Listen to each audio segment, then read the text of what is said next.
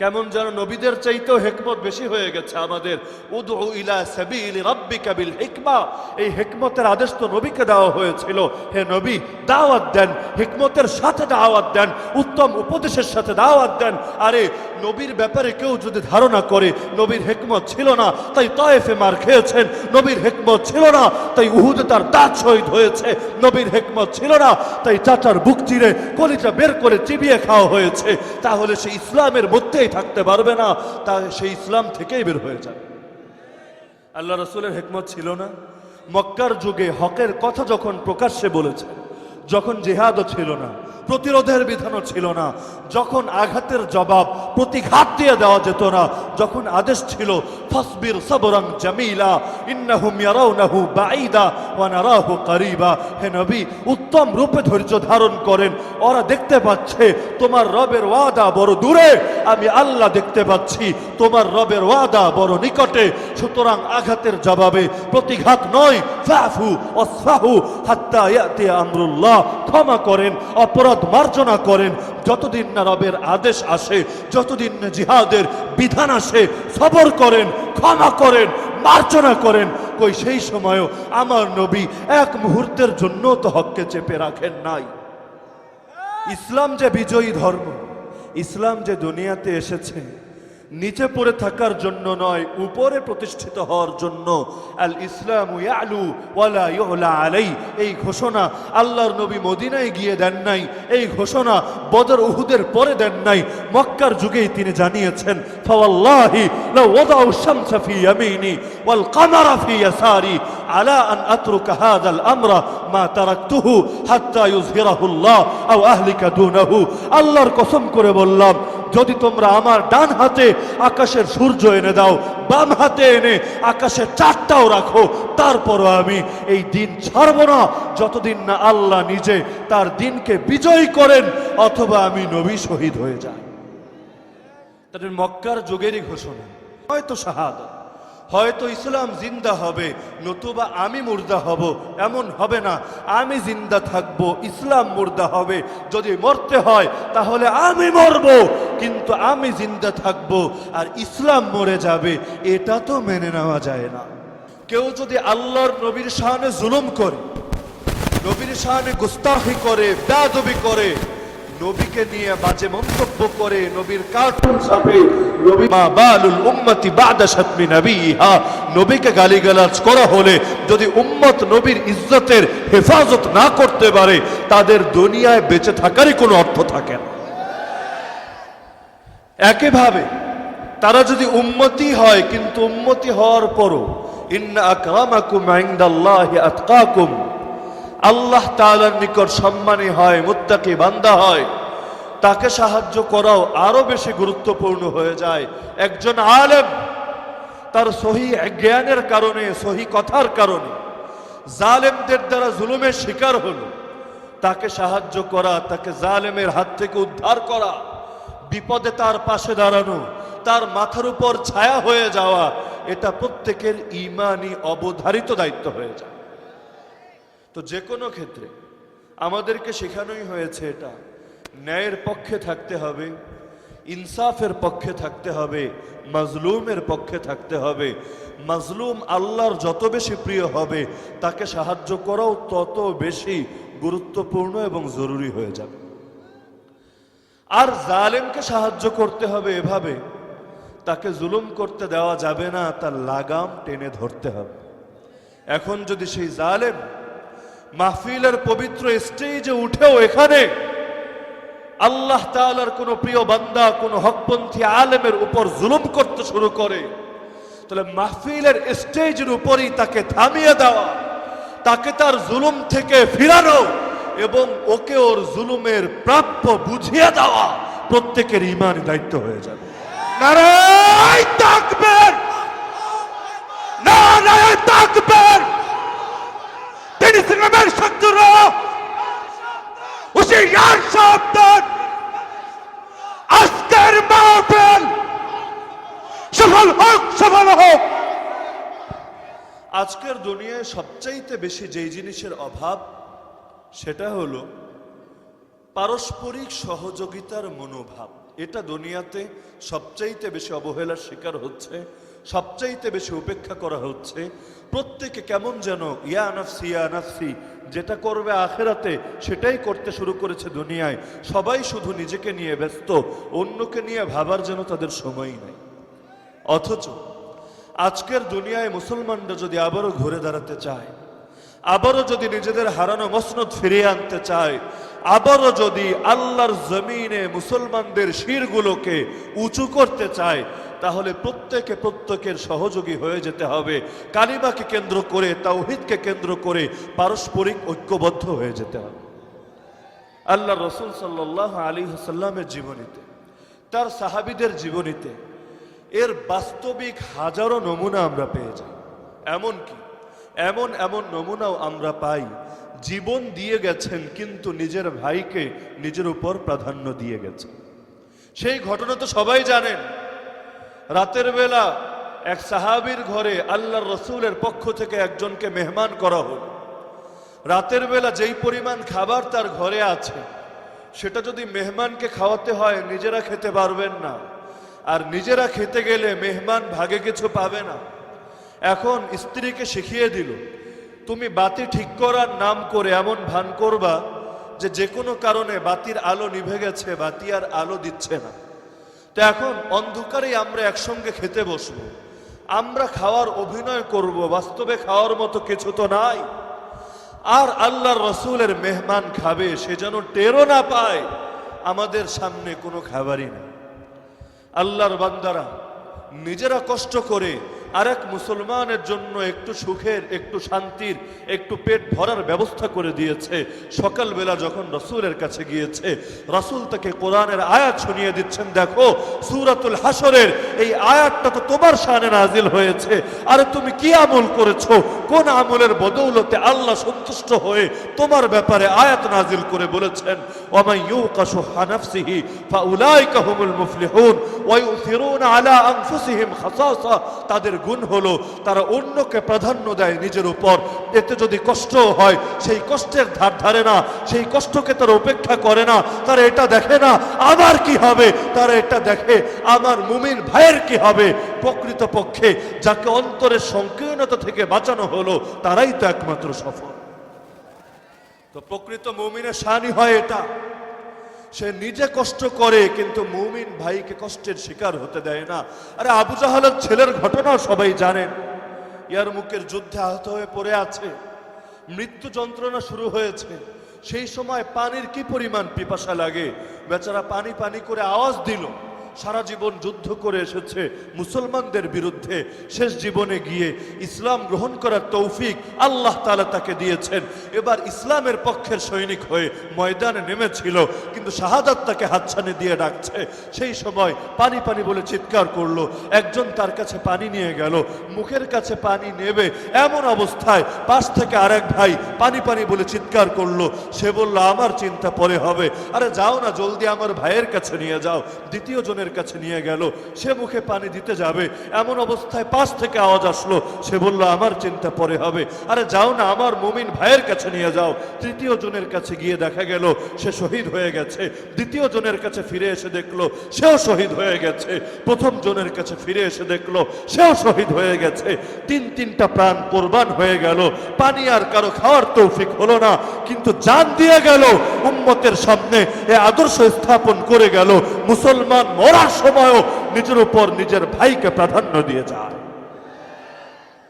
আজকের দুনিয়ায় তো মানুষ টাকার সামনে অসহায় হয়ে, ক্ষমতার সামনে অসহায় হয়ে, মাজলুমের পক্ষে না দাঁড়িয়ে উল্টো জালেমদের পক্ষে দাঁড়ানোর ধৃষ্টতা দেখায়। এমনকি জালেমের জুলুমের ব্যাপারে নীরবতা অবলম্বন করে, অথচ আফদলুল জিহাদি কালিমাতু হাক্কিন ইনদা সুলতানিন জাইর, হাদিসের ভাষায় সর্বোত্তম জিহাদ হলো জালেম বাদশার নিকট দাঁড়িয়ে হক কথা বলা। জালিমের সামনে একমাত্র সেই হক কথা বলতে পারে, জালিমের জুলুমকে একমাত্র সেই নিভিয়ে দিতে পারে যার দিলে একমাত্র আল্লাহর ভয় থাকে। যারা তাগুতের ভয়ে ভীত থাকে তারা কখনো জালেমের বিরুদ্ধে অবস্থান নিতে পারে। তো সাহাবীরা পারস্পরিক সহযোগিতার 16 কলা পূর্ণ করে ফেলেছিলেন। আউস এবং খাজরাজের ঘটনা জানেন। মুহাজির এবং আনসারদের গল্প জানেন। আল্লাহর রাসূল সাল্লাল্লাহু আলাইহি ওয়াসাল্লামের প্রতি যারাই ঈমান এনেছিল সীসা ঢালা প্রাচীরের মতো হয়ে গিয়েছিল। কোরআনের ভাষায় ইন্নাল্লাহা ইউহিব্বুল্লাযীনা ইউকাতিলুনা ফী সাবিলিহি সাফফা কান্নাহুম বুনিয়ানুম মারসুস। আল্লাহ তাআলা ভালোবাসেন তাদেরকে যারা সীসা ঢালা প্রাচীরের মতো সারিবদ্ধ হয়ে তার পথে লড়ে যায়, যারা বিক্ষিপ্ত হয় না, তাদেরকে আল্লাহ ভালোবাসেন। শুধু ভালোই বাসেন না, ইয়াদুল্লাহি আলাল জামাআ, আল্লাহর সাহায্য থাকে ঐক্যবদ্ধ জামাতের উপর। আর যারা বিচ্ছিন্ন হয় তারা বিচ্ছিন্ন অবস্থায় জাহান্নামে প্রবেশ করে। ওয়া আতিউল্লাহ ওয়া রাসূলাহু, কোরআন বলছে আনুগত্য করো আল্লাহ এবং তার রাসূলের। ওয়ালা তানাজাউ, তোমরা পরস্পর বিবাদে লিপ্ত হয়ো না। ফাতাফশালু, তাহলে তোমাদের মিশন ব্যর্থ হয়ে যাবে। ওয়া তাযহাবা রিহুকুম, তোমাদের শক্তিও নিঃশেষ হয়ে যাবে। ওয়াসবিরু, পারস্পরিক মতপার্থক্যের বিষয়গুলোতে সবর করো। ইন্নাল্লাহা মা'আস সাবিরিন, তুমি সবর করলে দেখবা আল্লাহ আছেন তোমার সাথে। সহিহ হাদিসের মধ্যে এসেছে, যখন মদিনার মসজিদ নির্মাণ করা হচ্ছিল, সাহাবী আবু সাঈদ খুদরি রাদিয়াল্লাহু আনহু বলেন, আমরা প্রত্যেকে একটা একটা করে ইট নিয়ে যাচ্ছি, লাবিনাতান লাবিনা। আর আল্লাহর রাসূলের এক সাহাবী আম্মার রাদিয়াল্লাহু আনহু, তিনি দুইটা করে ইট নিয়ে যাচ্ছিলেন মসজিদে লাগানোর জন্য, মসজিদ নির্মাণের জন্য। সবাই মিলে একযোগে কাজ করছেন, রাসূলও পিছিয়ে নাই, সাহাবীরাও পিছিয়ে নাই, একসঙ্গে মিলেমিশে কাজ করছেন। সব ক্ষেত্রেই তারা এই ভেদাভেদটা করতেন না। এমনকি হাঁটার সময়ও আলাদা করে বোঝা যেত না তিনি রাসূল আর তারা হলেন সাহাবী। আজকের যুগের মতো হয় না, নেতা এগিয়ে যাচ্ছে সামনে, কর্মীরা সবাই পেছনে। বরং আল্লাহ রাসূলের সামনেও সাহাবী চলতো, পেছনেও চলতো, ডানেও চলতো, বামেও চলতো। হঠাৎ দেখে আইডিয়া করা যেত না। মজলিসের মধ্যে আসলেও রাসূলের জন্য এমন বিশেষ কোনো কিছু বানিয়ে রাখা হতো না যেটা দেখলেই রাজা বাদশার মতো আলাদা করে চিহ্নিত করা যাবে তিনি রাসূল। বাইরের লোক হঠাৎ আসলে পেরেশান হয়ে যেত, আরে কে রাসূল আর কে সাহাবী। এমন ওমর রাদিয়াল্লাহু আনহুর ঘটনা জানেন, প্যালেস্টাইন বিজয়ের পর যখন তিনি তার বাহিনী নিয়ে প্রবেশ করছিলেন, একটা উট পালাক্রমে তিনি আর তার গোলাম ভাগাভাগি করে সেই উটের উপর চড়ছিলেন। কখনো তিনি উটের পিঠে, কখনো গোলাম লাগাম ধরে টানে, কখনো ওমর লাগাম ধরে টানে আর গোলামকে উটের পিঠে বসিয়ে রাখে। গোলাম তো না করে, আরে আমিরুল মুমিনিন আমি টেনে নিয়ে যাই। কিন্তু ওমর রাদিয়াল্লাহু আনহু এক বাক্যে অনড়, আরে না, সমতা ঠিক রাখতে হবে। যতক্ষণ আমি চড়বো ততক্ষণ তুমিও চড়বা, যতক্ষণ তুমি লাগাম টানবা ততক্ষণ আমিও লাগাম টানবো। যেই সময় তারা ফিলিস্তিনে প্রবেশ করছেন সেই সময় পালা ছিল ওমর রাদিয়াল্লাহু আনহু লাগাম টানার। তিনি লাগাম টেনে টেনে নিয়ে যাচ্ছে আর তার গোলাম খাদেমও না, তার গোলাম উটের পিঠে চড়ে বসে আছে। আর সবাই দেখে প্রথমত মনে করে বসেছিল উপরের লোকটাই মনে হয় ওমর আর নিচের লোকটা মনে হয় গোলাম। কিন্তু পরবর্তীতে যখন তারা জানতে পারলো আর উটটাকে যে টেনে আনছে সেই হলো প্রকৃত ওমর, তখন অনেক মানুষ কালেমা পড়ে ইসলাম গ্রহণ করেছে। কারণ তারা বলেছে আমরা তাওরাতে এটা পেয়েছিলাম যে একজন বাদশাহ আল্লাহর রাসূলের সাহাবী এই ফিলিস্তিনকে জয় করবে। যখন সে ফিলিস্তিনে প্রবেশ করবে তার পায়ে জুতা থাকবে না, সে উটকে টেনে টেনে নিয়ে আসবে আর তার গোলাম চড়ে থাকবে উটের পিঠে। খন্দকের যুদ্ধে, জিহাদের ময়দানে যখন পরিখা খনন করার প্রয়োজন দেখা দিয়েছিল, মদিনাকে হেফাজত করতে হবে, চারদিক থেকে বাহিনী চলে এসেছে, মদিনার উপর অতর্কিত আক্রমণ চালাবে। আল্লাহ রাসূল সাল্লাল্লাহু আলাইহি ওয়াসাল্লাম বৃদ্ধ সাহাবী সালমান ফারিসি রাদিয়াল্লাহু আনহুর পরামর্শে সাহাবীদেরকে বললেন, আসো আমরা মদিনার চারপাশে পরিখা বানাই, বিশাল আকারের গর্ত বানাই। ওরা যেন ওদের ঘোড়া নিয়ে, উট নিয়ে গর্ত পাড়ি দিয়ে মদিনায় প্রবেশ করতেই না পারে। যখন সেই গর্ত বানানোর প্রয়োজন দেখা দিল, আরবের মাটি বাংলাদেশের মাটির মতো নরম না, সেই পাথুরে মাটি খনন করা কতটা কষ্টকর ব্যাপার ছিল। সেই সময় রাসূল শুধু সাহাবীদেরকে ঠেলে দেন নাই, নিজেও তাদের সঙ্গে কাজে শরীক থেকেছেন। এমনকি যেই পরিমাণ পাথেও তারা নিয়ে এসেছিলেন সবকিছু শেষ হয়ে গেল, কাজ তো শেষ হয় নাই। এদিকে খবর আসছে বাহিনী কাছাকাছি চলে এসেছে, জলদি কাজ শেষ না করা গেলে মিশনটাই ব্যর্থ হবে, বাহিনী এসে মদিনায় ঢুকে পড়বে। এখন খাবার আনার সময় কোথায়, অন্যান্য ব্যস্ততায় নিজেকে মশগুল রাখার সময় কোথায়। বাধ্য হয়ে তারা অনবরত কাজ চালিয়ে যেতে লাগলেন। এক বেলা যায়, দুবেলা যায়, তিন বেলা যায়, পেটে তো আরে একটা দানা পানিও পড়ে না। আরে সাহাবীরা একটা পর্যায়ে নিজেদের কোমর সোজা রাখার জন্য বাধ্য হয়ে পেটে পাথর বাঁধতে বাধ্য হলেন। আল্লাহ রসুলের কাছে একবার দেখাতে আসলেন, ইয়া রাসূলুল্লাহ, ক্ষুধার জ্বালায় পেট তো কাতর হয়ে গিয়েছে, এখন তো কোমরে আর সোজা রাখতে পারি না। এবার কাপড়টা উঠিয়ে তারা দেখালেন, এই যে ইয়া রাসূলুল্লাহ, আমাদের পেটে পাথর বাঁধা, পাথর না বেঁধে পেটকে আর সোজাই রাখা যাচ্ছে না। আল্লাহর রসুল নিজের কাপড়টা উঠিয়ে দেখিয়ে দিলেন, এই যে দেখো আমার পেটে দুইটা পাথর বাঁধা। তো পারস্পরিক সহযোগিতার ক্ষেত্রে কোনো ক্ষেত্রেই তারা পিছিয়ে থাকতেন না, সেটা মসজিদ নির্মাণই হোক। যেমন আম্মার রাদিয়াল্লাহু আনহু 2টা করে ইট নিচ্ছিলেন, অন্যান্য সাহাবীরা একটা করে নিচ্ছিলেন, রাসূলও শরীক ছিলেন। রাসূল যখন দেখলেন আম্মার কোরবানি বেশি দিচ্ছে, আম্মার ঘরমাক্ত হয়ে গিয়েছিলেন, গায়ে ধুলোবালু জড়িয়ে গিয়েছিল, আল্লাহর রাসূল নিজে এগিয়ে গিয়ে আম্মার রাদিয়াল্লাহু আনহুর মাথায় ঝাড়া দিয়ে ধুলোগুলো ঝেড়ে ফেলে দিলেন। এরপর তিনি বললেন, ওই আম্মার তাকতুলুহুল ফিয়াতুল বাগিয়া, আম্মার আফসোস তোমার জন্য, তুমি এত কোরবানি দিচ্ছ কিন্তু একদিন তোমাকে বিদ্রোহী বাহিনীর হাতে শহীদ হয়ে যেতে হবে। তো যেটা বলছিলাম, পারস্পরিক সহযোগিতার ক্ষেত্রে কেউ কারো থেকে পিছিয়ে ছিলেন না। এমনকি ইলমের তলবের ক্ষেত্রেও সাহাবীরা আমাদের মতো এত ফ্রি ছিলেন না সবাই, যে সারাদিন পড়ে থাকবেন রাসূলের দরবারে আর সেখানে বসেই সারাদিন এলেম কালাম শিখবেন, পরিবারের প্রয়োজন অন্য যে কোনো পন্থায় পূরণ হবে, এরকম হালত সবার ছিল না। হ্যাঁ, আসহাবে সুফফায় যারা ছিলেন, ফেদা হয়ে গিয়েছিলেন, তাদের সেখানে ঘরবাড়িও ছিল না, আত্মীয় পরিজনও ছিল না, কিন্তু অনেক সাহাবী ব্যবসা বাণিজ্য করতেন। ওমর রাদিয়াল্লাহু আনহুর ঘটনা বর্ণিত আছে হাদিসে। ওমর রাদিয়াল্লাহু আনহু এক সাহাবীর সঙ্গে ভাগাভাগি করে নিয়েছিলেন, একদিন তুমি ব্যবসা করবা, একদিন আমি ব্যবসা করব। যেদিন আমি ব্যবসা করব তুমি থাকবা নবীর দরবারে, সারাদিন তুমি শুনবা নবী কি কি আয়াত শিখালেন, কোন কোন হাদিস উম্মতকে জানালেন। সারাদিন বসে নবীর দুয়ারে থেকে যেই ইলম তুমি প্রাপ্ত হবা, রাতের বেলা আমি ওমর যাব তোমার কাছে, তুমি আমাকে শিখিয়ে দিবা। এই 10টা আয়াত নবী আজকে শিখিয়েছেন, এই 20টা হাদিস আজকে নবীর জবান থেকে বের হয়েছে, পুরো ডিটেল তুমি আমাকে জানাবা। তো সারাদিন ব্যস্ততায় থাকার পরও আমি যেন ইলম থেকে মাহরুম না হয়ে যাই, কোরআন সুন্নাহর ব্যাপারে আমি যেন জাহেল না থেকে যাই। তো একদিন এটা হবে তোমার কাজ, সেদিন আমি যেটা কামাই রোজগার করব সেটাতে তোমাকেও শরীক করব। আর আরেকদিন আমি থাকবো নবীর দরবারে, তুমি থাকবা ব্যবসায়, রাতের বেলা আমি তোমাকে শিখিয়ে দিব। নবী সারাদিন কি বলেছেন? আবু হুরায়রা রাদিয়াল্লাহু আনহুর ব্যাপারে আবু ওসমান আন-নাহদি বর্ণনা করেন, আমি 7 দিন মেহমান ছিলাম আবু হুরায়রা রাদিয়াল্লাহু আনহুর ঘরে। আমি দেখেছিলাম তারা পরস্পরের সহযোগিতা অন্যান্য ক্ষেত্রে তো করতেন, ইবাদত বন্দেগীর ক্ষেত্রেও করতেন।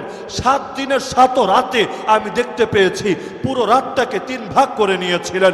এক ভাগে আবু হুরায়রা ইবাদত করতেন, এক ভাগে তার স্ত্রী ইবাদত করতেন, এক ভাগে ঘরের গোলাম যে ছিল সে ইবাদত করত। যখন প্রথম জনের ইবাদত শেষ হতো সে ঘুমাতে যেত, দ্বিতীয় জনকে জাগিয়ে দিত, দ্বিতীয় জনের ইবাদত শেষ হতো এবার তৃতীয় জনকে জাগিয়ে দিত। এভাবে সকলে মিলে একযোগে তারা ইবাদতে সারা রাত কাটিয়ে দিত। আরে ইমাম বুখারী রহমতুল্লাহ আলাইহি তার নামকে শুনে নাই, তার ব্যাপারে ইবনু হাফস আল আসকার বর্ণনা করেন যে আমি এবং ইমাম বুখারী একই ক্লাসের ছাত্র ছিলাম, একই মুহাদ্দিস শেখ থেকে আমরা হাদিস রচনা করতাম। তো মাঝখানে কয়েকদিন এমন হলো আমরা উস্তাদের কাছে গিয়ে হাদিস লিখছিলাম, কিন্তু ইমাম বুখারীকে খুঁজে পাচ্ছিলাম না, কোথায় হারিয়ে গেলেন তিনি। তো আমরা ক্লাসের কয়েকজন এবার তার খোঁজে তার বাড়িতে চলে গেলাম, গিয়ে দেখলাম ওহুয়া উরিয়ান, আরে ইমাম বুখারীর গায়ে পরিধান করার মতো জামা নাই, জামা যা ছিল সব নষ্ট হয়ে গিয়েছে, ছিঁড়ে ফেরে শেষ হয়ে গিয়েছে, তালি দিয়ে পরার মতো অবস্থা নাই। ওয়া নাফাদা মা ইনদা, আর আল্লাহর বান্দার এখন নিজের কাছে এমন কোনো টাকা পয়সাও নাই যা দিয়ে কাপড় খরিদ করে নিবে, যা ছিল তার কাছে সব ফুরিয়ে গেছে, ইলমের তলবে ব্যস্ত, দুনিয়া অর্জন করার সময় কোথায়। তারিখে বাগদাদের মধ্যে এই ঘটনা আছে। তখন আমরা কয়েকজন সাথী নিজেদের টাকা পয়সা থেকে তাকে সাহায্য করলাম, তার কাপড়ের ব্যবস্থা করলাম। এরপর মুহাম্মদ ইবনু ইসমাইল আল বুখারী পুনরায় আমাদের সঙ্গে এসে দর্শে শরীক হলেন, আবারও আমরা একই উস্তাদের অধীনে হাদিসের চর্চা করতে লাগলাম। এটা ভাবে নাই বুখারী হাদিস কম জানলে তো আমার লাভ, আমার ভান্ডার বড় হবে, আমার কিতাবে হাদিস বেশি স্থান পাবে। দুনিয়ায় আমার নাম বেশি ছড়াবে, এভাবে স্বার্থপরের মতো ভাবে নাই। বরং যে সময় একটা ওজরও আছে তার কাছে, ঘরের বাইরে আসাই সম্ভব না, সে সময়ও তার পাশে দাঁড়িয়েছে, তাকে ছেড়ে দেয় নাই, দুর্দিনে তার থেকে দূরে থাকে নাই। আর ইসলাম তো আমাদেরকে শিক্ষা দেয়, এক ওসমানকে যখন বন্দী করা হলো মক্কায়, অপরাধ কি ওসমানের? অপরাধ হলো একটাই, আল্লাহর নবী তার 1400+ সাহাবীকে নিয়ে যাচ্ছিলেন উমরা করার উদ্দেশ্যে। হুদাইবিয়া নামক প্রান্তরে এসে তারা বাধার শিকার হলো, তাদেরকে মক্কায় প্রবেশ করতে দেওয়া হবে না। রাসূল বার্তাবাহক হিসাবে ওসমানকে পাঠালেন মক্কায়। এমন কাউকে পাঠান নাই যার আত্মীয় স্বজন মক্কায় নাই, বেলালের মতো দুর্বল কেউ যে বাইরের দেশের মানুষ, এমন কাউকে না। পাঠালেন ওসমানকে, যাও ওসমান, যেহেতু মক্কায় তোমার বিশেষ অবস্থান আছে, তুমি গিয়ে মক্কার নেতৃবৃন্দকে আশ্বস্ত করে আসো, আমরা উমরা করতে এসেছি, জঙ্গিবাদী কার্যক্রম করতে আসি নাই, আমরা তোমাদের কোনো ক্ষতি করব না, 3টা দিন যা সময় দাও, আমরা মক্কায় প্রবেশ করব, উমরা সম্পন্ন করব, আবার যেখান থেকে এসেছি সেখানে ফিরে যাব। কিন্তু এই জালেমরা ওসমান রাদিয়াল্লাহু আনহুকে বন্দী করে ফেললেন।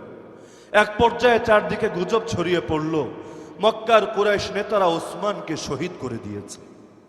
আল্লাহর রাসূল সাল্লাল্লাহু আলাইহি ওয়াসাল্লামের কানে যখন এই সংবাদ আসলো, তিনি তখন এটা ভাবেন নাই ওসমান শহীদ হয়েছে তো ঠিক আছে, মদিনায় ফিরে যাই, আগামীতে বসে পরিকল্পনা সাজানো যাবে, বিচার চাইবো ওদের কাছে। আবু জাহাল ওসমান হত্যার বিচার চাই, আবু লাহাব যে ওসমানকে হত্যা করেছে তার ফাঁসি চাই, এগুলো ভেবে তারা মদিনায় ফিরে যায়নি। আল্লাহর রাসূল একটা গাছের নিচে সব সাহাবীকে ডাকলেন, সেখানে একজন একজন করে সবাইকে বায়াতের আহ্বান করা হলো, তোমরা আমাকে বায়াত দিবা। কিসের বায়াত? ইসলাম গ্রহণের বায়াত না, সবাই তো মুসলমান। তাসকিয়ার বায়াত না, কারণ এই বায়াত তো আগেই গ্রহণ করে আছেন আল্লাহর রাসূল, তো তাদের মুসলিম বহু আগ থেকেই। কিসের বায়াত? তোমরা আমাকে বায়াত দাও, জিহাদের বায়াত, শাহাদাতের বায়াত। আর ওসমানকে বন্দী করেছে তারা, হত্যা করেছে নির্মম ভাবে। এক ওসমানকে হত্যা করা হবে, ওসমানের রক্তে মক্কার অলিগলি রঞ্জিত হবে, আর আমরা নিরাপদে ঘর বাড়িতে ফিরে যাব। মুসলমানের রক্ত এতটা সস্তা হতে পারে না যতক্ষণ পর্যন্ত ওসমানের রক্তের প্রতিটা ফোঁটার বদলা না নেব, আমরা কেউ ঘরে ফিরে যাব না। নারে তাকবীর, নারে তাকবীর, আল্লাহু আকবার, আল জিহাদ, আল জিহাদ, সাবিলুনা সাবিলুনা, আল জিহাদ, আল জিহাদ। মুসলমান তো এমনই হয়। আল্লাহ রাসূল তার এমনি বলে নাই সব মুসলমান এক দেহের মতো, তারাল মুমিনিনা ফি তারাহুমিহিম ওয়া তাওয়াদ্দিহিম ওয়া তাআতুফিহিম কামাসালিল জাসাদিল ওয়াহিদ। তুমি দেখবা মুমিনরা হলো একজন আরেকজনের প্রতি দয়া করা, ভালোবাসা রাখা, স্নেহ বাৎসল্য লালন করার ক্ষেত্রে ঠিক একটা দেহের মতো। ইদাস্তাকা মিনহু উদুন, যদি দেহের কোনো একটা অংশ ব্যথায় জর্জরিত হয়, তাদালাহু সাইরুল জাসাদ বিসাহারি ওয়াল হুম্মা, তাহলে পুরো দেহের মধ্যেই বিনিদ্রা এবং জ্বর ছড়িয়ে পড়ে। তো যার কারণে পৃথিবীর যে কোনো প্রান্তে একজন মুসলমান যদি বিপদের শিকার হয়, সব মুসলমান সেটাকে নিজেদের জন্য বিপদ মনে করে। যদি নগদ উদাহরণ দিয়ে বলি, যদি কিশোরগঞ্জের কটিয়াদিতে রঞ্জনের দ্বারা এক মাওলানা আরিফ বিন হাবিব অপমানের শিকার হয়, এটা শুধু এক আরিফ বিন হাবিবের অপমান না, এটা শুধু সেই থানার সেই জেলার আলেমদের অপমান না, এটা শুধু বাংলাদেশের ওলামায়ে কেরামের অপমান না, বরং এটা শুধু সারা দুনিয়ার ওলামায়ে কেরামেরই অপমান না, বরং এই অপমান গোটা মুসলিম জাতির অপমান। কোরআনের জন্য একজনের জান, একজনের মাল, একজনের ইজ্জত যদি হুমকির শিকার হয়, আর গোটা মুসলিম জাতি যদি সেটাকে নিজের জন্য হুমকি, নিজের জন্য ট্র্যাজেডি বলে মনে না করে, এখনো তারা নবীর উম্মত হতে পারে নাই। এক আলেম যদি কারাগারে বন্দী থাকে, সব আলেমকে শুধু না, সব মুমিনকে মনে করতে হবে একজনকে বন্দী করা হয় নাই, আমাদের প্রত্যেককে বন্দী করা হয়েছে। আমাদের দেহগুলো পলাশের মাঠে থাকতে পারে, কিন্তু আমাদের আত্মাগুলোকে কারাগারের অন্ধকার প্রকোষ্ঠে বন্দী করে রাখা হয়েছে। যতদিন পর্যন্ত একজন আলেম রাজনৈতিক প্রতিহিংসা থেকে মুক্ত হয়ে আবারও তার পরিবারের কাছে নিরাপদে না ফিরবে, ততক্ষণ পর্যন্ত দুনিয়ার কোনো মুসলমান শান্তিতে ঘুমাতে পারবে না। ইসলামী ভ্রাতৃত্বের দাবি এমনই ছিল।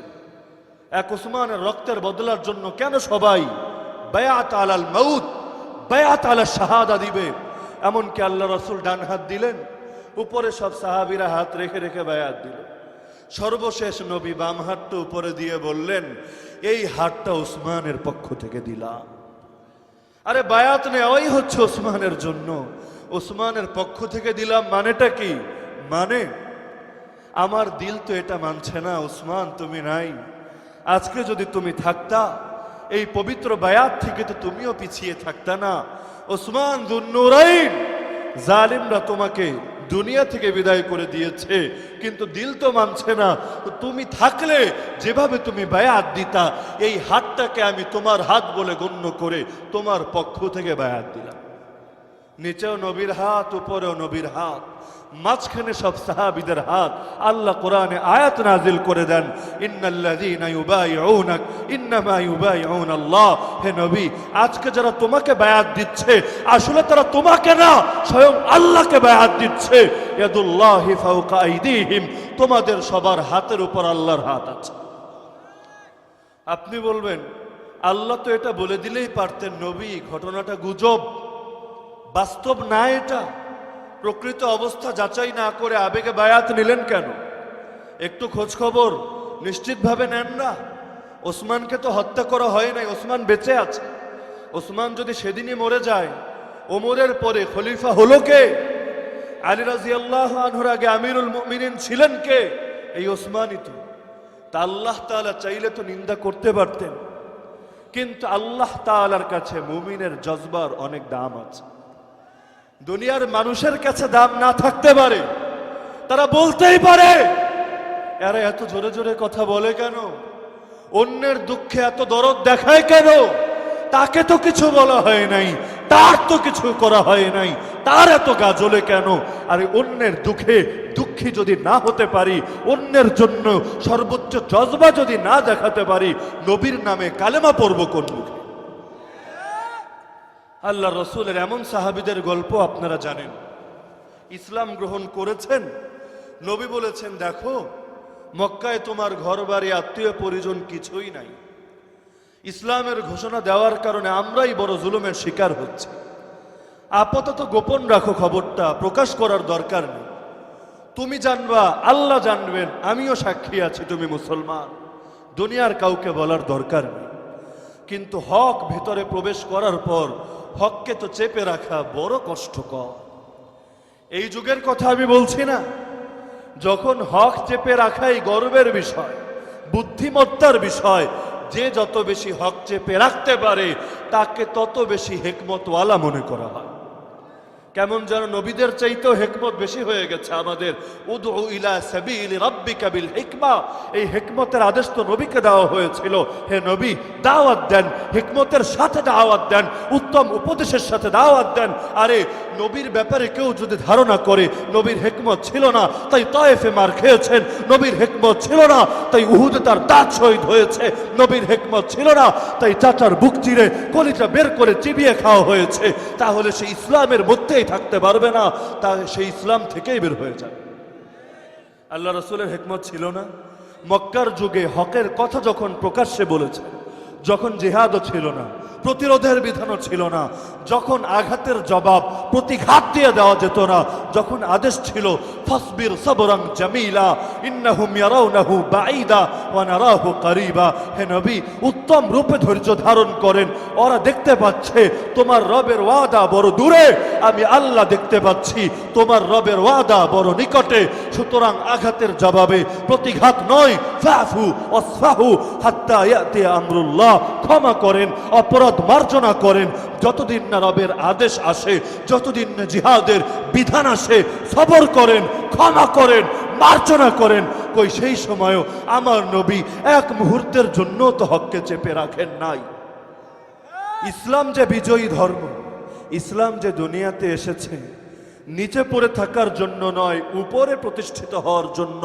আল ইসলামু ইয়ালু ওয়ালা ইউলা আলাই, এই ঘোষণা আল্লাহর নবী মদিনায় গিয়ে দেন নাই, এই ঘোষণা বদর উহুদের পরে দেন নাই, মক্কার যুগেই তিনি জানিয়েছেন ফাওয়াল্লাহি লাউ ওয়াদাউ শামসা ফি ইয়ামিনি ওয়াল কামারা ফি ইয়াসারি আলা আন আতরুকা হাযাল আমরা মা তারাকতুহু হাত্তা ইউযহিরাহু আল্লাহ আও আহলিকা দুনাহু। আল্লাহর কসম করে বললাম, যদি তোমরা আমার ডান হাতে আকাশের সূর্য এনে দাও, বাম হাতে এনে আকাশের চাঁদটাও রাখো, তারপরও আমি এই দিন ছাড়ব না যতদিন না আল্লাহ নিজে তার দিনকে বিজয় করেন অথবা আমি নবী শহীদ হয়ে যাই। তাদের মক্কার যুগেরই ঘোষণা, হয়তো শাহাদাত, হয়তো ইসলাম জিন্দা হবে, নতুবা আমি মুর্দা হব। এমন হবে না আমি জিন্দা থাকব ইসলাম মুর্দা হবে। যদি মরতে হয় তাহলে আমি মরব, কিন্তু আমি জিন্দা থাকব আর ইসলাম মরে যাবে, এটা তো মেনে নেওয়া যায় না। আল্লাহ রসুলের পর আবু বকরও তো একই হুঙ্কার দিয়েছেন। আরে সেই সময় তার পক্ষে কে? ওমরও এসে না করছি আমির আল মুমিনিন, আপনার সিদ্ধান্তটা এখন জুৎসই মনে হচ্ছে না। আরে মদিনায় এখন ঝুঁকির মুখে, আমরা আমাদের রাষ্ট্রের বর্ডারের সীমানার নিরাপদ রাখতে পারছি না।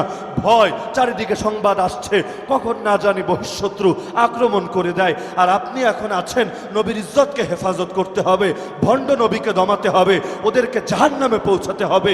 এই মুসাইলিমাকে নিয়ে আপনি এখন ফিকির করছেন, এর জন্য সময় তো আছে, আগে তো নিজেদেরকে বাঁচাতে হবে, তারপর না আমরা নবীর ইজ্জতের হেফাজত করার জন্য ভণ্ড নবীদেরকে শায়েস্তা করব। কয়েকটা দিন সময় নেন। আবু বকরও তখন একই হুঙ্কার দিয়েছিলেন, আয়ান কুসুদ্দিন ও আনা হাই, আমি জিন্দা থাকতে ইসলামের মধ্যে এতটুকু ত্রুটি বিচ্যুতি দেখা দিবে এটা তো মেনে নিতে পারব না। এমনকি যখন দেখলেন পাশে কেউ নাই, সবাই ভিন্ন মত পোষণ করছে, স্পষ্ট জানিয়ে দিলেন, একটা লোকও যদি আমার সঙ্গ না দাও, এই খোলা তলোয়ার নিয়ে আমি একা ময়দানে ঝাঁপিয়ে পড়ব, আমি একা শাহাদাতের সুধা পান করব, আমার লাগবে না কাউকে, কিন্তু আমি জিন্দা থাকতে ইসলামকে মুর্দা হতে দিব না। তো বলছিলাম, এই যুগেও যদি চান ইসলামকে এগিয়ে নেবেন, ইসলামকে প্রতিষ্ঠিত করবেন, ইসলামকে সারা দুনিয়ায় উঁচু করে তুলে ধরবেন, পারস্পরিক সহযোগিতার কোনোই বিকল্প নাই। আলাদা মনে করা যাবে না আমি একজন, সে একজন, ও আর একজন, বরং মনে করতে হবে সবাই মিলে একটা বডি, একটা শরীর, একটা দেহ। কেউ আমার হাত, কেউ আমার পা, কেউ আমার মাথা। আরে কাজগুলো তো আমারই করা দরকার ছিল, আমার আরেক ভাই করে দিচ্ছে, এগিয়ে দিচ্ছে, ফিল্ড প্রস্তুত করছে, সহজ করে দিচ্ছে সে। এভাবে যদি প্রত্যেককে মূল্যায়ন করে, কখনো ভ্রাতৃঘাতী সংঘাত হবে না, বরং এমন এক ভ্রাতৃত্ব তৈরি হবে যেই ভ্রাতৃত্বের মোকাবেলা করার ক্ষমতা দুনিয়ার কোনো শক্তির নাই। মুসলমান তো বিভক্ত হতে হতে হতে হতে এত বেশি বিভক্ত হয়েছে, যার চাইতে বেশি বিভক্ত হওয়া হয়তো আর সম্ভবই না। দেশে দেশে বিভক্তি, জাতীয়তাবাদের নামে, তুমি তুর্কি, আমি আরব, তুমি আফগানি, আরেকজন আরাকানি। তো এখন প্রতিটা দেশ আলাদা, প্রতিটা দেশের নাগরিকরা আলাদা আলাদা স্বতন্ত্র জাতি, কেউ কারো বিপদে পাশে দাঁড়াবে না। কাশ্মীরে মুসলমান মার খেলে বাঙালি বলবে এটা ভারতের অভ্যন্তরীণ ব্যাপার, আমার কি হয়েছে। আসামে শত শত মাদ্রাসাকে বুলডোজার দিয়ে মাটির সঙ্গে গুড়িয়ে দেওয়া হলে আপনি চিন্তা করবেন তাতে আমার কি। আসামের বিষয় আসামের মুসলমানরা বুঝবে, দিল্লির বিষয় দিল্লির মুসলমানরা বুঝবে। আরে এখন তো এই নিউজও আমরা চোখে দেখতে পাচ্ছি, ভারতে দারুল উলুম দেওবন্দ সহ মোট ৩৬০টা মাদ্রাসাকে যোগী আদিত্যনাথের রাজ্যে ইলিগাল বলে ঘোষণা করা হয়েছে। গত ২৬শে অক্টোবরে ইন্ডিয়া টাইমসের রিপোর্টে এই নিউজ আপনারা পেয়ে যাবেন যে ভারতে দারুল উলুম দেওবন্দ সহ ৩৬০টা মাদ্রাসা, এগুলো বেআইনি, অবৈধ, এগুলোর স্বীকৃতি কেড়ে নেওয়া হয়েছে, যার মধ্যে উম্মুল মাদারিসিল কওমিয়া দারুল উলুম দেওবন্দের নামটা আছে। শুধু এটাই না, পুরো ভারতের ৭৫টা জেলায় ৭,০০০ মাদ্রাসাকে ব্ল্যাক লিস্টের অন্তর্ভুক্ত করা হয়েছে। সেই মাদ্রাসাগুলোর কথা বলছি না যেগুলোকে ইতিমধ্যে গড়িয়ে দেওয়া হয়েছে, সেই মসজিদগুলোর কথা বলছি না যেগুলোকে মাটির সাথে মিশিয়ে দেওয়া হয়েছে। যা শহীদ হওয়ার তা তো হয়েছেই, যেগুলো এখনো মাথা উঁচু করে দাঁড়িয়ে আছে সেগুলোকে ইলিগাল ঘোষণা করে তারা এই বার্তা দিতে চাচ্ছে, এখন যদি ইলিগাল থেকে আবার লিগ্যাল হতে চাও আমরা কিছু শর্ত দেব, এই শর্তগুলো মানতে হবে। যেই শর্তগুলো মানলে কওমি মাদ্রাসা আর কওমি থাকবে না, দেওবন্দ আর দেওবন্দ থাকবে না, বরং এগুলো হিন্দুত্ববাদেরই এক একটা কেন্দ্রে পরিণত হবে। তো যদি মানতে পারো আবারও স্বীকৃতি ফিরিয়ে দিব, যদি না মানো তোমরা নিষিদ্ধ থাকবা। সেদিন বেশি দূরে না যেদিন তোমাদের সদর গেটেও আমরা তালা ঝুলিয়ে দিব। তো দেশে দেশে বিভক্তি, আবার এক দেশের মধ্যেও কত হাজার রকম বিভক্তি। আমি এই দল, তুমি ওই দল, সে ওই দল, আমার নেতা আমার লোক, ওর নেতা আমার দুশ্মন, যে কোনো মূল্যে ওরে দমাতে হবে, ওরে না দমালে আমি উঠতে পারবো না। যদি ওর দাওয়াত বেড়ে যায় আমার দাওয়াত কমে যাবে, আমার ভোট কমে যাবে, আমার পজিশন ছোট হয়ে যাবে, সারা দেশে আমার ডিমান্ড কমে যাবে। এখন নিজেকে তুলে ধরার জন্য আরেকজনকে ডুবাতে হবে, অথচ কোরআনে শিক্ষা ছিল তোমরা নেক কাজে সহযোগী হবা, কেউ কারো প্রতিপক্ষ হবা না, সবাই সবার জন্য ফেদা হয়ে যাবে। মদিনা সনদে আল্লাহর নবী একটা বাক্য ব্যবহার করেছিলেন, ওহুম ইয়াদুন আলা মান সিওয়াহুম, মুসলমান বাইরের সব জাতিগোষ্ঠীর বিরুদ্ধে এক হাত হবে, দুই হাতও না, এক হাত। তার মানে তারা সবাই এক কথা বলবে, এক মতের পক্ষে থাকবে, আপোষে যত ইখতিলাফ থাকবে সেগুলোর সমাধানও নিজেরা করবে, ইলমের টেবিলে বসে হবে। কিন্তু আমাদের কোনো দুর্বলতার সুযোগে দুনিয়ার নাস্তিকরা, দুনিয়ার বেঈমানরা, দুনিয়ার হিন্দুত্ববাদী সে আরএসএস বা বিজেপিরা অথবা বাংলাদেশের সেই সেকুলার শাহবাগীরা আমাদের উপর কোনো মাস্তানি করতে পারবে না। আরে তাকবীর, আল্লাহু আকবার, নারে তাকবীর, আল্লাহু আকবার। নাস্তিকের দলেরা হুঁশিয়ার সাবধান, হুঁশিয়ার সাবধান, নাস্তিকদের দলেরা ইহুদিদের দালালেরা হুঁশিয়ার সাবধান, হুঁশিয়ার সাবধান। ইহুদিদের দলেরা আল খিদমা উলামা পরিষদ সফল হোক, সফল হোক, সফল হোক, সফল হোক। আল খিদমা উলামা পরিষদ। এই যুগে এমনও হয় একদল আর এক দলের মাহফিল বন্ধ করতে পেরে এটা নিয়ে সারা দেশে গর্ব করে, বন্ধ করে দিয়েছি, অথচ যে বন্ধ করেছে সেও হক, যারটা বন্ধ করা হয়েছে সেও হক। তাহলে এত জিদ কেন? আমি এক দল করি, সে আর এক দল করে, তার কিছু মত আমার মতের সঙ্গে সাংঘর্ষিক মনে হয়, এই কারণে যে কোনো মূল্যে তারে দমিয়ে দিতে হবে। হ্যাঁ, একটা জিনিস মাথায় রাখবেন, মানুষের ভেতরে নিজেকে প্রতিষ্ঠিত করার এবং অপর পক্ষকে দমিয়ে দেওয়া, কারো উপর কঠোরতা করার, কারো উপর নম্রতা দেখানো, এটা ন্যাচারালভাবে প্রতিটা মানুষের মধ্যে গেঁথে দেওয়া হয়েছে। আমার আল্লাহ কোরআন এমনি এমনি বলেন নাই মুহাম্মাদুর রাসূলুল্লাহ ওয়াল্লাযীনা মাহ আশিদ্দাউ আলাল কুফফার রুহামাউ বাইনাহুম। আল্লাহর রাসূল মুহাম্মদ সাল্লাল্লাহু আলাইহি ওয়াসাল্লাম এবং তার সঙ্গী সাহাবীদের গুণ হলো কাফেরদের উপর বড় কঠোর, নিজেদের মধ্যে বড় দয়ালু। তার মানে দুটো গুণই আছে তাদের, দয়ার গুণ, মৃত্যুর সময় আরেক ভাইকে পানি খাওয়াবে আর নিজে হাসি মুখে শাহাদাত বরণ করবে, এই গুণও আছে। আবার আরেক দিকে এই গুণও আছে, যুদ্ধ চলছে আলী আর মুয়াবিয়া রাদিয়াল্লাহু আনহুমার মধ্যে, খ্রিস্টান বাদশাহ চিঠি লিখে পাঠালো মুয়াবিয়ার কাছে, হে মুয়াবিয়া, আমি দেখতে পাচ্ছি ইন্নাকা আলাল হক, তুমি আছো হকের উপর আর আলী হলো বাতিলের উপর, তুমি যদি অনুমতি দাও আমি এক বিশাল বাহিনী তোমার সাহায্যে পাঠাবো, তারা তোমার প্রতিপক্ষ আলীর কল্লা কেটে তোমার কদমে হাজির করবে, তুমিই হবা সারা দুনিয়ার একচ্ছত্র আমিরুল মুমিনিন। তিনি ফিরতি চিঠি লিখে পাঠালেন, ইয়া কালবার রুম, হে রোমের কুত্তা। কি শব্দ? হে রোমের কুত্তা, কান খুলে শুনে রাখ, ভাইয়ে ভাইয়ে ভুল বোঝাবুঝি হয়েছে, আরে মাঝখানে এসে নাক করানোর তুই কে? এই তাকবীর, ভাইয়ে ভাইয়ে ভুল বোঝাবুঝি হয়েছে, দুদিন পর আবারও ঠিক হবে, কিন্তু তুই তোর জবান সামলা। তুই যদি আমিরুল মুমিনিন আলীর শানে এমন কথা দ্বিতীয়বার কখনো বলো, আমি এত বিশাল এক বাহিনী পাঠাবো যার প্রথম সদস্য থাকবে তোর সামনে, শেষ সদস্য থাকবে আমার সামনে, তারা তোর কল্লা কেটে আলীর কদমে হাজির করবে। তো মুসলমানদের শিক্ষা তো এটা, নিজেদের মধ্যে যত ভুল বোঝাবুঝি হোক আপোষে মীমাংসা হবে। যদি কখনো বিষয়টা সিরিয়াস পর্যায়েও যায় আমাদের গণ্ডিতেই সীমাবদ্ধ থাকবে।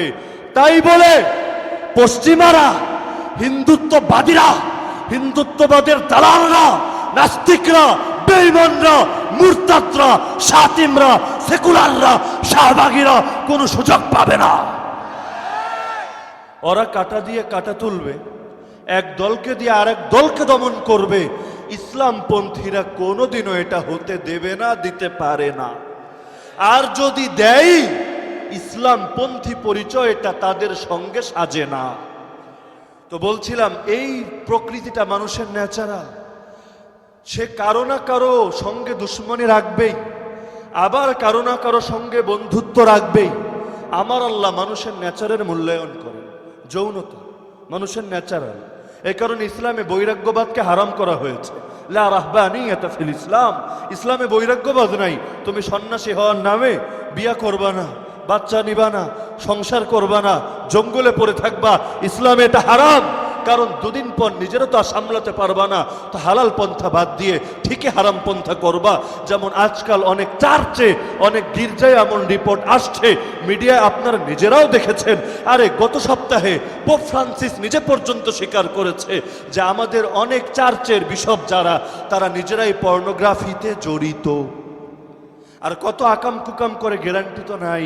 তা আমার আল্লাহ এই কারণে ন্যাচারের মূল্যায়ন করেছেন, বিয়েকে সব নবীর সুন্নত বলে ঘোষণা করেছেন। এমনকি নবী বলেছেন, ফামান রাগিবা আন সুন্নতি ফালাইসা মিন্নি, কেউ যদি আমার সুন্নাত থেকে মুখ ফিরিয়ে নেয়, এটার প্রতি অবজ্ঞা প্রদর্শন করে, সে আমার উম্মতি থাকবে। শুধু একটা না, আমার আল্লাহ নেচারের মূল্যায়ন করে ফানকিহু মা তাবা লাকুম মিনান নিসাই মাসনা ওয়া সুলাসা ওয়া রুবা ফাইন খিফতুম আল্লা তা'দিলু ফাওয়াহিদা। আমার আল্লাহ শুরুই করেছেন 2, 3, 4। আর যদি মনে করো ইনসাফ করতে পারবা না, তাহলে 1 থেকে 4 পুরো সংখ্যাটা আল্লাহ বৈধ করেছেন মানুষের নেচারের মূল্যায়ন করে। একইভাবে লড়াইয়ের যে চেতনা, এটাও আমার আল্লাহ জানেন। তা আমার আল্লাহ সব জিনিসের হালাল ক্ষেত্রও দিয়ে দেন। বান্দা যদি হালাল ক্ষেত্রকে ধরে রাখে, সমাজটা সুন্দর থাকে। আর হালালকে না ধরলে তার নেচার তো থামে না, তখন হারাম পন্থায় সেটা খরচ হয়।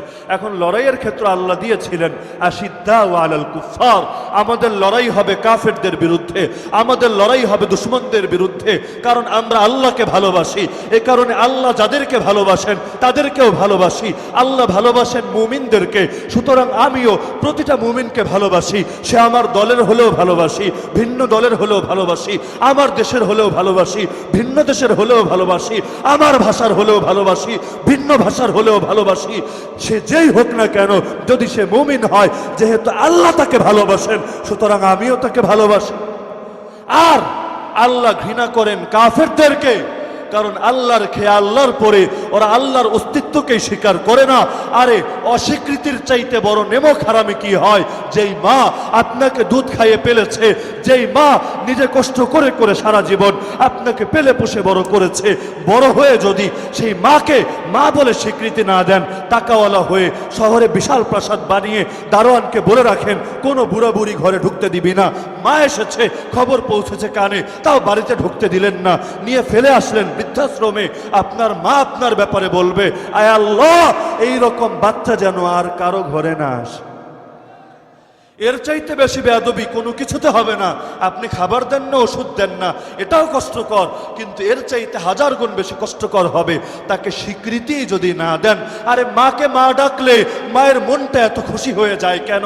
কারণ স্বীকৃতির চাইতে বড় আনন্দ কিছু হয় না।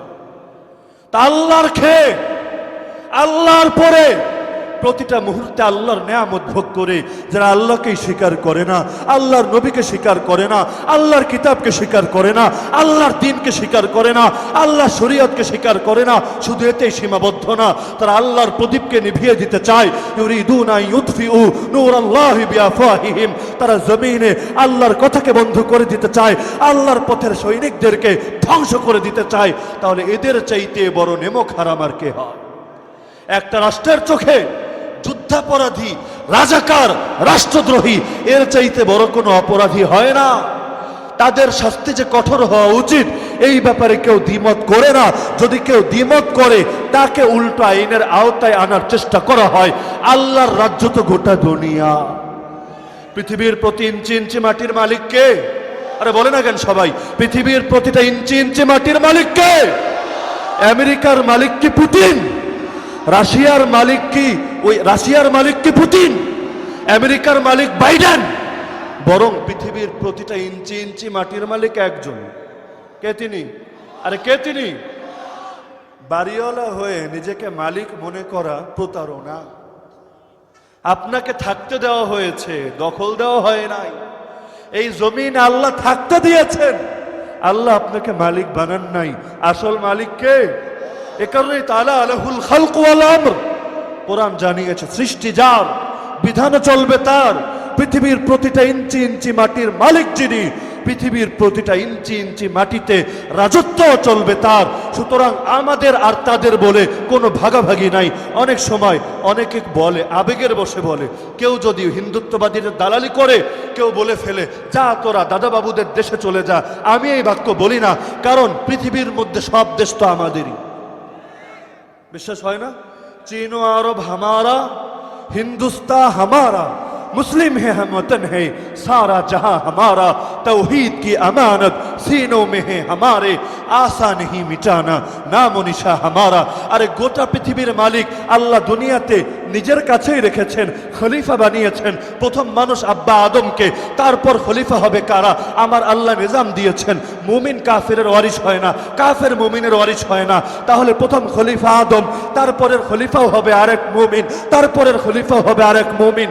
এভাবে আস্তে আস্তে এই পৃথিবী পর্যন্ত সব সময় খলিফা হবে মুমিন। মাঝখানে কাফের যদি চেপে বসে জোরপূর্বক জুলুম বশত, আপনার ঘর যদি কেউ জোর করে দখল করে নেয়, আপনি তাকে মালিক বলে স্বীকার করবেন না, বরং ওকে জোরপূর্বক দখলকারী বলবেন। তো দুনিয়াকে ওরা শিরিকের আখড়া বানিয়েছে, বেদাতের আখড়া বানিয়েছে, নাস্তিক্যবাদের আখড়া বানিয়েছে, আল্লাহর রাজ্যকে ওরা দখল করেছে। কেউ যদি ঈমানে বিশ্বাসী হয় সে এই আকীদা পোষণ করবে, আল্লাহর রাজ্য আল্লাহকে ফিরিয়ে দেওয়া ফরজ। এই কারণে সব আলেম এই ব্যাপারে একমত। স্পেন যেদিন মুসলমানদের হাতছাড়া হয়েছিল সেদিনই গোটা দুনিয়ার সব মুসলমানের উপর স্পেনে আবারও ইসলামকে ফিরিয়ে আনা ফরজে আইন হয়ে গিয়েছে। আর এখন হারাতে হারাতে তো গোটা দুনিয়ায় হারিয়ে বসেছে আমরা। তো এই কারণে সারা দুনিয়ায় যদি আবারও আপনি নিজেকে প্রতিষ্ঠিত করতে চান, ইসলামকে কায়েম করতে চান, তো আল্লাহ নেচারকে যেভাবে ব্যয় করতে বলেছেন সেভাবেই করেন। আল্লাহ কঠোরতা রাখতে বলেছেন কাফেরের উপর, নম্রতা রাখতে বলেছেন মুমিনদের উপর। যদি এখন মুমিনদের উপর কঠোরতা রাখেন, অটো কাফেরদের উপর চলে যাবে কোমলতা। তখন মুমিনকে দমানোর জন্য কাফের সাহায্য নেবেন, অথচ হওয়া দরকার ছিল উল্টা। আরে পঞ্চগড় গিয়েছিলাম এখন থেকে 2 মাস আগে, আমার জীবনে এই রকম দৃশ্য বাংলাদেশের অন্য কোনো জেলায় দেখি নাই। সেখানে গিয়ে দেখলাম পঞ্চগড়ে কাদিয়ানীদের ফিতনা অনেক বেশি। যারা সফর করেছেন জানেন, কাদিয়ানীদের আলাদা এলাকায় আছে আহমদনগর। তো সেখানে গিয়ে দেখলাম দল মত নির্বিশেষে সবাই এক হয়ে কাজ করে। যেই মাহফিলে আমাকে দাওয়াত করা হয়েছিল সেখানে মাহফিলের আয়োজক বৃন্দের মধ্যে মোটামুটি সব ঘরানার লোক ছিল, কওমিও ছিল, আলিয়াও ছিল, তাবলিগিও ছিল, চরমনায়ও ছিল, এবং আরো যত দল আছে মোটামুটি সব দলের ছিল। এক একজন এসে পরিচয় দিচ্ছে, হুজুর আমি হলাম এই কমিটির সেক্রেটারি, আমি চরমনাই করি। আরেকজন এসে বলল, হুজুর আমি হলাম কোষাধ্যক্ষ, আমি জমিয়ত করি। এরকম এক একজন এক একটা পরিচয় দিচ্ছে। আমার মাথা ঘুরছিল যে কিভাবে সম্ভব হলো এটা। শেষে গিয়ে জানলাম এখানে কাদিয়ানীদের ফিতনা এত বেশি, এখন এই ফিতনা দমন না করলে অস্তিত্ব টিকিয়ে রাখাই দায় হয়ে গেছে। এখন বাধ্য হয়ে সবাইকে ঐক্যবদ্ধ হয়ে যেতে হয়েছে। আমরা সময় থাকতে ঐক্যবদ্ধ না হলে আমাদের পরিণতি এমন হবে, জালেমরা এসে পিটিয়ে পিটিয়ে আমাদেরকে ঐক্যবদ্ধ বানিয়ে দেবে। তখন আর এটাই আনন্দ পাবেন না যে আমি অমুক হুজুরের মাহফিল বন্ধ করেছি, অমুক হুজুর বন্দী হয়েছে, ওরে সাইজ করে দেওয়া হয়েছে, ভালো একটা কাজ হয়েছে, আনন্দে তৃপ্তির ঢেকুর তোলার সময় পাবেন না। কারণ আপনি দেখবেন চারদিকে আগুন লেগে গেছে, দরজাও পুড়ে গেছে, জানালাও পুড়ে গেছে, বের হওয়ার জায়গাই নাই। এখন খাটে কে ডাইনে শুবে, কে বামে শুবে, কে জানালার পাশের জায়গা নিবে, কে ফ্যানের সাইডটা নিবে, এটা নিয়ে মারামারি করার চিন্তা আসবে কোত্থেকে? কিয়ামতের দিন যেমন সবাই থাকবে উলঙ্গ, আয়েশা রাদিয়াল্লাহু আনহা বলেন, ইয়া রাসূলুল্লাহ, তাহলে নারী থাকবে, পুরুষ থাকবে, সবাই এক ময়দানে উলঙ্গ থাকবে, তাহলে বিষয়টা আমাদের জন্য লজ্জাস্কর হয়ে যাবে না? আল্লাহ রাসূল বললেন, দেখো পরিস্থিতি এতটাই ভয়াবহ হবে, কেউ তো নিজের দিকে তাকানোর সময় পাবে না, আর অন্যের চেহারা হয়ে তার লজ্জাস্থান বহু দূর কি বাত, কারো কল্পনায়ও সেই চিন্তা আসবে। তো দুনিয়ার কাফেররা তারা যে আমাদের উপর মাঝে মধ্যে চাপে, আল্লাহর ফয়সালা ছাড়া তো আর কোনো কিছু হয় না। এটাও আল্লাহর ফয়সালা এজন্যই হয়, আল্লাহ আমাদেরকে আরেকটু খাঁটি করতে চান, আমাদের মধ্যকার যত পারস্পরিক ভুল বোঝাবুঝি আছে এগুলোকে দূর করে দিতে চান, আমাদেরকে ইমার আর খেলাফার যোগ্য বানাতে চান। কারণ অযোগ্য জায়গায় আল্লাহ তাআলা নেয়ামত দেন না। যারা বেশি গুনাহ করে, এলেম পায় না, হাফেজ হতে পারে না, আলেম হতে পারে না, বাপে টাকাও দেয় ফুল, সেও চেষ্টা করে রাত 2টা পর্যন্ত পরে, কেন যেন পারে না। খোঁজ নিলে দেখা যায় আল্লাহর বান্দা গোপন গুনাহ ছাড়তে পারে না, গুনাহ করে করে ভেতরটাকে অন্ধকার বানিয়েছে, এখন ইলমের আলো আর ভেতরে প্রবেশ করে না। একইভাবে আমরা যতদিন জমিনে নেতৃত্বের যোগ্য ছিলাম, আল্লাহ আমাদেরকে নেতৃত্বের আসনেই রেখেছিলেন। যখন আমরা অযোগ্য হয়ে পড়লাম, আমরা কাফের মুশরিকদের দালালি শুরু করলাম, আমরা তাগুতের গোলামি শুরু করলাম, গোলামিতেই সুখ অনুভব করতে লাগলাম। যখন মুসলমানকে দমানোর জন্য কাফেরদের সাহায্য নিলাম, যেমন শিয়া আব্বাসী খলিফা নাসির নিজে চেঙ্গিস খানকে দাওয়াত দিয়ে এনেছে, খাওয়ারিজম সুলতানকে এবং তার সাম্রাজ্যকে বরবাদ করার জন্য চেঙ্গিস খান তার দাওয়াতে এসে খাওয়ারিজম সাম্রাজ্যকে বরবাদ করে দিল। অথচ খাওয়ারিজম সাম্রাজ্য সেই খোরাসান থেকে হিন্দুস্তান পুরো এলাকার মধ্যে এত বিশাল এক শক্তিশালী বর্ডার ছিল, এই বর্ডারকে অতিক্রম করে কেউ আর ওপারে পৌঁছবে, মক্কা মদিনায় হামলা চালাবে, কল্পনায়ও ছিল না। যখন শিয়া মুসলিম খলিফা নাসিরের কমান্ডে তার আদেশেই এই বর্ডারটা ধ্বংস হয়ে গেল। এরপর চেঙ্গিস খানের নাতি হালাকু খান দেখলো এবার তা আব্বাসী খেলাফত নিজেই দুর্বল, আর ওর প্রধানমন্ত্রীকে কাজে লাগিয়ে আর্মি সদস্য একেবারে কমিয়ে এনেছে, কয়েক লক্ষ লোক ছাঁটাই করেছে, যে আমাদের তো যুদ্ধ করা লাগে না, অযথা বেতন দেওয়ার দরকার কি। কমাতে কমাতে কমাতে পরিস্থিতি যখন নিজেদের ফেভারে চলে এসেছে, এবার গিয়ে পুরো আব্বাসী খেলাফতকেই বরবাদ করেছে। ইসলামী বিশ্বে সর্বপ্রথম খেলাফতের পতন হয়েছে। এমনকি সর্বশেষে সে বাগদাদের লাইব্রেরি যখন পোড়াতে গিয়েছিল, তার মন্ত্রী পর্যন্ত, তার পরিষদের অনেকে পর্যন্ত অনুরোধ করেছিল, নেতাজি এই লাইব্রেরিটা পুরানোর দরকার নাই, এখানে দুনিয়ার হাজারো লক্ষ কিতাব আছে, যেই কিতাবগুলো আমাদেরও প্রয়োজন পড়বে। সে তখন নিজে তো আনপড় ছিল, নিরক্ষর, সে জিজ্ঞেস করেছিল আর সেই কিতাবগুলোকে ওরা পড়তো? বললো হ্যাঁ হ্যাঁ ওরা পড়তো। জবাব দিয়েছিল, যেই কিতাব পড়ে আত্মরক্ষা শিখতে পারে নাই, ওই রকম কিতাব আমাদের দরকার নাই, দাও সব কিতাব পড়িয়ে দাও। তার আদেশে পুরো লাইব্রেরির ইসলামী ইতিহাসের প্রাচীনতম ভান্ডার বাগদাদি লাইব্রেরিকে পুড়িয়ে মাটির সঙ্গে মিশিয়ে দাও। তো মুসলমান যখন অযোগ্য হয়ে যায়, কাফের প্রেমী হয়ে যায়, আশিদ্দাউ আলাল মুমিনিন রুহামা মাল কুফার, তখন আল্লাহ তাআলা তাদেরকে পরীক্ষায় ফেলেন, যাতে করে হাত্তা তারজিউ ইলা দীনিকুম, মুসলমান আবারও হারানো দিনে ফিরে আসে, আবারও হারানো চেতনায় ফিরে আসে, এক গর্তে যাতে বারবার পা না দেয়। কারণ মুসলমান ধোঁকা খায় না, ধোঁকা দেয়ও না। এই কারণে সর্বশেষ অনুরোধ রেখে যাই, যদি আমরা এই যুগে চাই আবারও ধ্বংসের হাত থেকে মুক্তি পাব, আমাদের জন্য একমাত্র করণীয় হলো আমরা কোরআন এবং সুন্নাহকেই নিজেদের জন্য শিরোধার্য মেনে নিব, হকপন্থী ওলামায়ে কেরামের কমান্ড মেনে চলব এবং নিজেদের মধ্যে কোনো ফাটল হতে দেব না। বরং যে কোনো একজন আলেমের জান তো দূরের কথা, মাল তো দূরের কথা, কারো একজনের ইজ্জতেও যদি ন্যূনতম আঘাত আসে, আমরা সবাই মিলে সেই আঘাতের মোকাবেলা করব। পারবো না ইনশাআল্লাহ? এই ব্রিটেনের একজন নাগরিকের যদি কেউ কোনো ক্ষতি করে, তার মানবাধিকার লঙ্ঘন করে, এর জন্য এক ব্রিটেন ক্ষেপে ওঠে না, শুধু পুরো ইউরোপীয় ইউনিয়নের জন্য উত্তেজিত হয়ে যায়। আমেরিকাও তার মিত্রের দুঃখ চক্ষু দেখে তার পক্ষে কণ্ঠ মিলায়, জাতিসংঘ পর্যন্ত সেটা নিয়ে কঠোর অবস্থানে চলে যায়। ওদের কাছে একজন সাধারণ নাগরিকের শুধুমাত্র ওদের নাগরিকত্ব থাকাটাই তার একমাত্র গুণ। এ কারণেই তারা তার এতটা পক্ষাবলম্বন করে। আমরা কাশিমপুর কারাগারে দেখেছি, একজন বাঙালি প্রবাসী থাকে ব্রিটেনে, বাংলাদেশে এসে যে কোনো একটা ভয়ঙ্কর অপরাধে সে লিপ্ত হয়ে পড়েছিল, গ্রেফতার হয়ে এখন কাশিমপুর 2 নম্বর কারাগারে আছে। এখনো এম্বাসি থেকে প্রতি মাসে তাকে টাকা দেওয়া, অথচ সে একজন অপরাধী, প্রমাণিত অপরাধী। জজ কোর্ট থেকে তার রায় হয়ে গিয়েছে মামলার, কিন্তু এখনো পর্যন্ত ওরা ভোলে নাই। কিন্তু সে আদি ব্রিটেনের নাগরিকও না, সে একজন বাঙালি, কিন্তু ওদের নাগরিকত্ব পেয়েছে সে। তো তাকে তারা এতটা মূল্যায়ন করাকে নিজেদের জন্য জরুরি মনে করে। তো এই গুণ তো থাকা দরকার ছিল আমাদের কারো উপর ন্যূনতম আঘাত আসবে আর সবাই চুপ করে বসে থাকবো, এই দৃশ্য কোনো কালেই, আল্লাহর কসম, কোনো কালে আমাদের ছিল না, হওয়া উচিত ছিল না। আর যখন থেকে এই দৃশ্য আমাদের মধ্যে দেখা দিয়েছে তখন থেকেই পতন শুরু হয়েছে। এবার এই পতন থেকে বাঁচতে চাইলেও আপনাকে আসল রোগেরই তো চিকিৎসা করতে হবে। মাথা ব্যথা হলে পায়ে মলম ডলে তো লাভ নাই, মাথায় আপনার ওষুধ দিতে হবে। তো সমস্যা যেহেতু এখানেই পারস্পরিক ভ্রাতৃত্বের ত্রুটি, সুতরাং এই সমস্যার সমাধানেই সবে এগিয়ে আসবো, পারবো না ইনশাআল্লাহ। আমরা কারো বিরুদ্ধে কাফের মুশরিককে সাহায্য করব না। লাস্ট একটা হাদিস শুনিয়ে যাই। আবু হুরায়রা রাদিয়াল্লাহু আনহু বর্ণনা করেন, একজন লোক মদ খেল, আল্লাহ রাসূল তাকে শাস্তি দিলেন, মদের যে শাস্তি। তো এখন শাস্তি দিতে গিয়ে সাহাবীরা সেই সময় বিভিন্ন জন বিভিন্নভাবে তার উপর চড়াও হয়েছে, তার হদ বাস্তবায়ন করেছে। যখন শাস্তি শেষ, বেচারা ফিরে গেছে, এখন এক সাহাবী গিয়ে তাকে মুখের উপর বলে ফেলল, আখজাকাল্লাহ, আল্লাহ তোকে লাঞ্ছিত করুন। রাসূল সেই সাহাবীকে ডেকে তিরস্কার করে বললেন, লা তুঈনু আলাইহিশ শাইতান, তোমরা এই লোকের ব্যাপারে, সাহাবীর ব্যাপারে শয়তানকে সাহায্য করো না। মানে কি? মানে হলো অপরাধ যা করে সে শাস্তি তো পেয়েই গেছে, এখন তুমি যদি তাকে তিরস্কার করো, সে যদি মনে করে মুসলমানরা আমাকে আর আপন মনে করে না, আমাকে খারাপ চোখে দেখে, এই চান্সটা শয়তান নিয়ে নিতে পারে। শয়তান তাকে নিজের গোলামে পরিণত করতে পারে।